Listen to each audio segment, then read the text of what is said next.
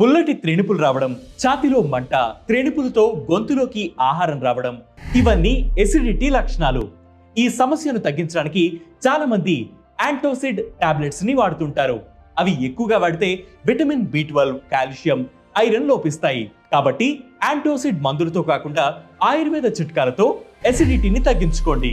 Anti ఆక్సిడెంట్లు, vitamin C సమృద్ధిగా ఉంటే ఉసిరి ఎసిడిటీ తగ్గించడంలో చాలా ఎఫెక్టివ్ గా పనిచేస్తుంది.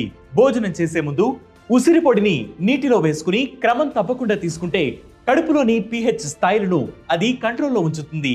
ఉసిరిలో అధికంగా ఉండే ఫైబర్ కంటెంట్ జీర్ణక్రియను మెరుగుపరిచి ఎసిడిటీకి చెక్ పెడుతుంది.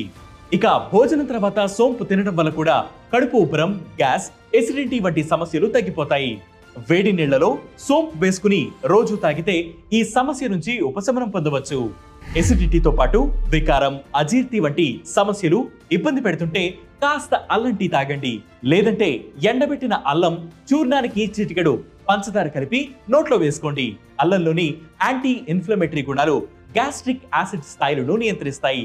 ప్రతిరోజు తులసి టీ తాగడం, తులసి ఆకులు నవలడం వల్ల ఎసిడిటీ తగ్గిపోవడమే కాకుండా రోగ నిరోధక శక్తి కూడా పెరుగుతుంది. సో ఇప్పటి నుంచి ఎసిడిటీ సమస్య వచ్చినప్పుడు ఈ చిట్కాలు పాటించి చూడండి.